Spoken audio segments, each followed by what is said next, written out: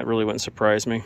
And like I was saying, I don't make these videos for homeowners. I make this for some of the guys getting into the field or just have to surface these because they're in HVAC and can't find an electrician that knows how to work on them.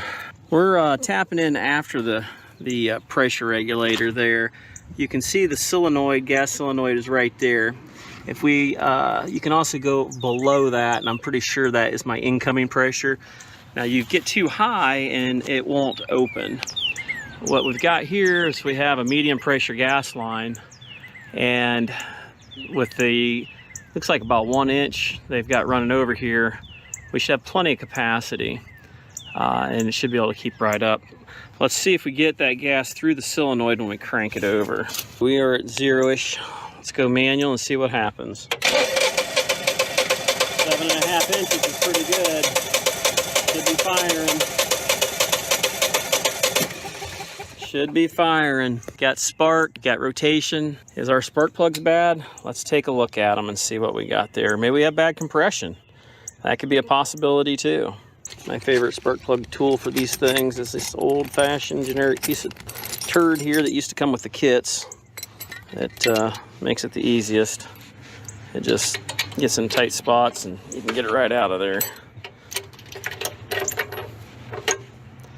Looks like it's been burning, don't look too horribly bad. I wanted to make sure that we are on natural gas setting, and we are. There we go, finally. Okay. Looks like it had been burning. Looks like a little something goofy there on the end of it. What's that? What is that? A little crackage going on, or is that just creosote? Looks like creosote of some sort. All right, let's go ahead and grab the compression gauge. I don't see a whole lot wrong with the spark plugs. Let's go ahead and turn the fuel back off. Don't really need fuel running through the system. Got our hose hooked on. Just put our quick connect coupler on there on it, and let's see what we get here. Let's go ahead and let it go. It'll probably be about 195 to 210. I forget exactly which one this is. This is usually, I think, 210.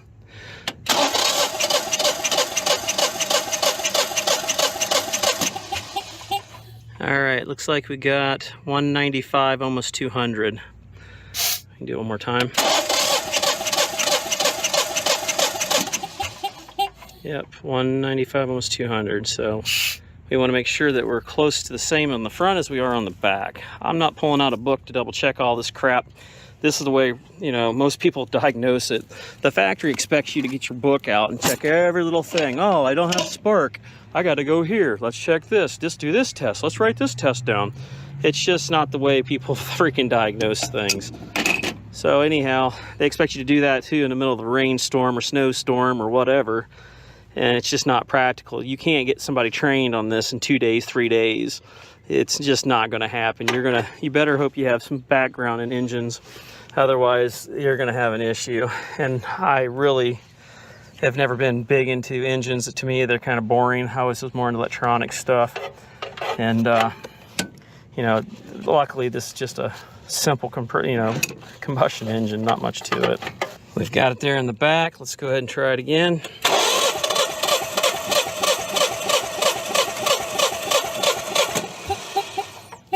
Okay, 185, 190, so we're off by a little bit, not much.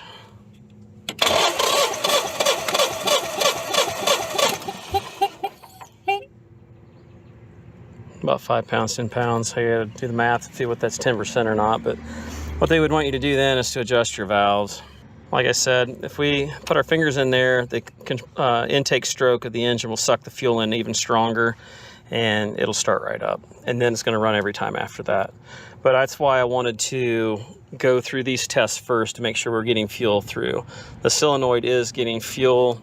We are getting fuel past the solenoid, and we are getting it down there to the bellows. Now, whether the bellows are opening or not, I don't believe that thing is actually tapped in after the fact, but those bellows could be sticking. That big pancake looking thing there, there's rubber diaphragm inside there, and it has a teeter-tot. So the diaphragm gets in and out like this, but there's a plastic piece in there that literally goes back and forth. Them things, I had a lot of issues with them not wanting to open up. Well, this is holding pretty good. It ain't perfect, but it's doggone close. I would say, we can do the math real quick. 5% added on to 195 or 190 comes out to 199.5. So I think 5% is pretty close to tolerance. We're going to go ahead and go with that. Let's go ahead and put this back together, put the spark plugs in there, and let's go ahead and do the 2-finger bang to the carburetor here and see if it starts up. I did do a quick spark plug gap check. We're at 35 thousandths and 38 thousandths area on the other one. I can't remember if it's 0.35 or 0.4 on this one, but we're going to be close enough. I'd have to pull the manual out to get to it. Once again, it's been running all this time. Not too horribly concerned about a couple thousandths there. Let's go ahead and get those in, like I said, and let's get it running. And another thing you got to remember too, this being a carrier, quote unquote, they screw the numbers up so it doesn't match my Generac book. You know, all this CAC, Brian Day and Power, all that's bull crap. None of that is true. It's all Generac. It even says Generac right there on the freaking motor. All you can do is kind of compare it to the different motors. The only thing they've done is usually keep the motor about the same as far as the CCs. So this is 992 CC. That's about the only way you're going to cross it, because I'm not going to find the exact model number for this thing in my Generac book. Now, like I said, we're going to kick this thing on. Everything I'm doing here can be possibly dangerous. So, like I said, this is for entertainment purposes only. I don't do this for homeowners and things like that. Obviously, they're going to watch it, but that's the reason why I don't give any technical support on it. It's just kind of give the guys that don't get much hands-on, doesn't get sent to the school, get sent out on these things to work on them. You know, it really isn't fair to them. But unfortunately, you know, it's things like this that hopefully can help them out a little bit. So we're going to go ahead and hit manual here. We're going to give it a 2-finger bang and see what happens.